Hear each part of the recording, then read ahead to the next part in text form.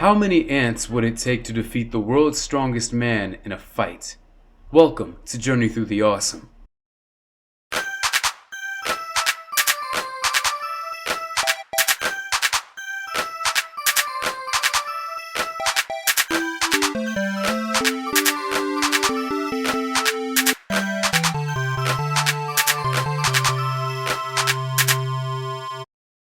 Welcome back, everybody. I hope you are all staying warm out there like I am trying to. But if you are all staying warm out there, that's very good. I hope you are all enjoying soup, hot chocolate, coffee, whatever is keeping you warm at this time of the year. It's very tough for many of us who are buried under mountains of snow and ice. If you don't know, you've never been in snow, then you better ought to not to know. Anyways, I decided to conduct an experiment. And all this time that I have spent trapped within this dome around my head because I don't dare go outside and get hypothermia, a couple questions about science came into my mind. And I remembered this debate that I recall hearing on the internet several years ago. Actually, not several, it was about 2 to 3. Still very relevant to our modern day internet universe today. And still very much on the minds of all young internet users today in the modern era. Who would win in a fight between one gorilla and 100 men? Now, in my mind, this seemed like a weird question. Why would we pit Mother Nature's greatest creations against something unnatural and Orwellian and Lovecraftian in appearance like the human race? Why would we do that? The human race is disturbing. We are disturbing creatures. We are monsters to these animals. Why do we pit each other in these fights? That's all, folks. Why do we pit each other in these fights all the time? Well, the answer to that question is because of our primal instincts. Because we have often been fighting for our lives since the early days of human civilization, I find that humanity often thinks in a way that pits ourselves against other living things, and even non-living things. Man versus machine, who would win? And oftentimes we'd like to think that we'd win, because we are, by nature, a primordial species that will do whatever it takes to survive in the toughest and harshest conditions. Get done hearing about Kobe Bryant or Michael Jordan talk about greatness, and you will find yourself running up the nearest mountain to your home, even if it takes traveling to that mountain on foot, running to that mountain 1,000 miles away if you live in a place where mountains aren't nearby. If you live in a tropical island, swim to a place that has mountains if you don't have mountains near you. This is what many people call the David Goggins effect. It's something that affects many of us day in and day out. Although, maybe not all of us, but a lot of us. It leads to videos where people run in the streets shirtless, with snow piling on top of their shoulders. Because who cares about catching diseases and colds when you can go out there and sacrifice the health of your body?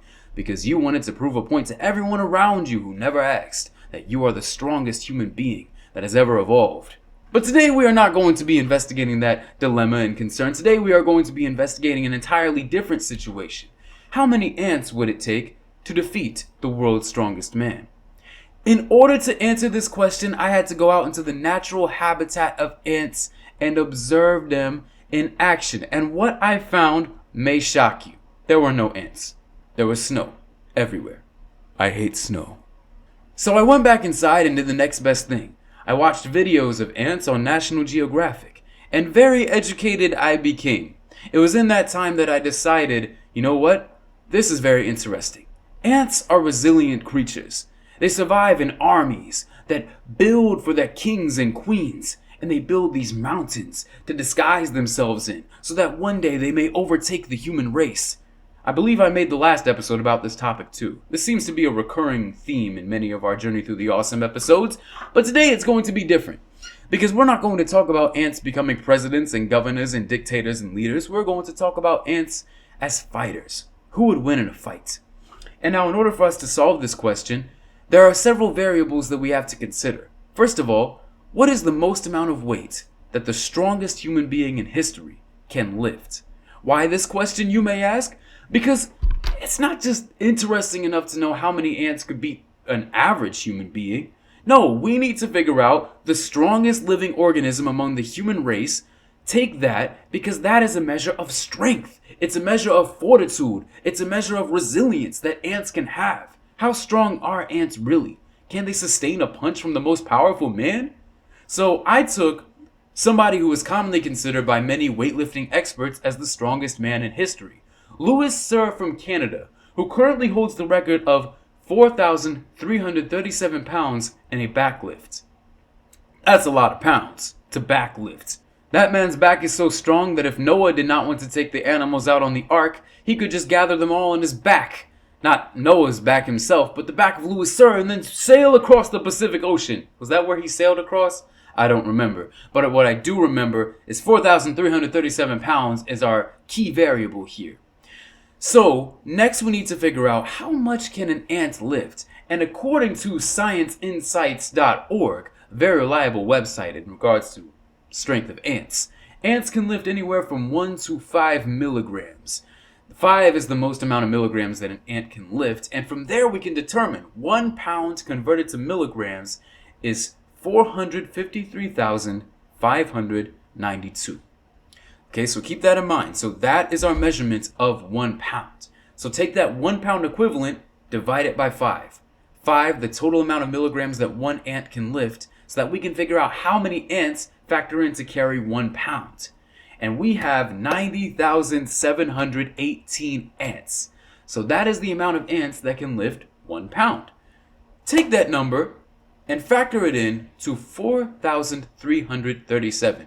By factoring in, I know that's a different mathematical thing entirely, we're going to multiply that number by this number and come up with any random number to figure out how many ants we would have to beat the world's strongest man in a fight.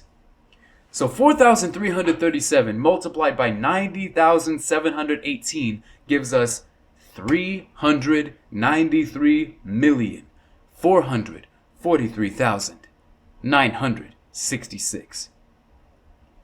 Take that number and add 1, and you get 393,443,967. Just know the younger generation will enjoy that number, that last one. But that is how many ants could take on the world's strongest man and beat him in a fight. Because the thing is, that much weight for that many ants. We just found out how many times it would take ants to factor into 4,337. Okay? So that's 4,337 individual pounds, which are taken, and you times that into the amounts of armies of 90,718. I don't think I did these calculations correctly. What I think happened is I might have miscalculated exactly how I was supposed to go about this. You get a lot of ants, and that many ants is going to take on the world's strongest man. So here is a key solution for the future, a key proposition, I might say.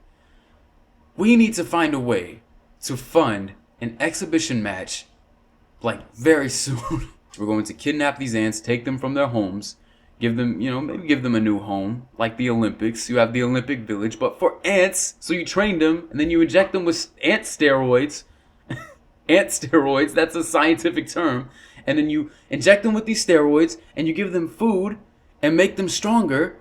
And then you take them all, put them in a container, and put them in a mold, a human-sized mold. You know how sometimes organizations and companies like fun houses and stuff like that will take wax and they'll put them in molds to make wax figures, wax people, wax foods and stuff like that.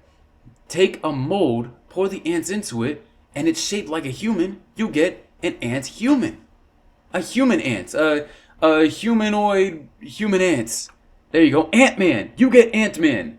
You get the real life Ant-Man. Just not quite like the Marvel Comics Ant-Man, because this is real, and this is actually made out of ants. This is reality here, not fantasy. Nothing I've said is fantasy so far. You take this, you put it in a fight with Louis Cyr, or the equivalent today, because Louis Cyr passed away, rest in peace. You do that, find the winner, and this tells us how many ants it would take to beat the world's strongest man. So why is this important to us? Well, it's important because one day, ants are going to get stronger than us. This is something that we don't often think about. Humans are constantly trying to find ways to end off our existence as soon as possible. Well, as often as we possibly can. Whether it's through war, whether it's through experimenting on some unknown creature that we have no right to experiment on, or whether it's just coming up with new ways to make new machines and new robots that will eventually turn on us and declare war on the human race.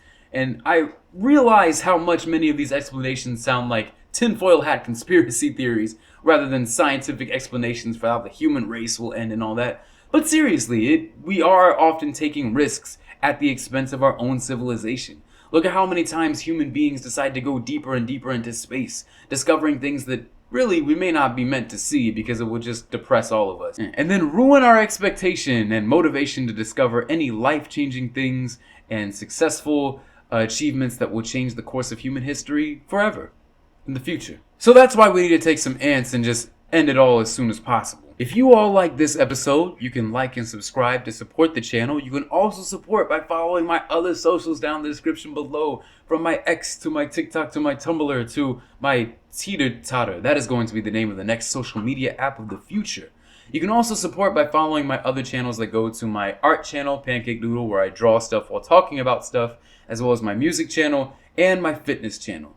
Go to all those, support those if you want. I don't know, your choice. You have free will, but not really. And yeah, that's pretty much it. This is my outro. They die anyway, everybody passes away. Let's all just eat McDonald's and don't even worry about it.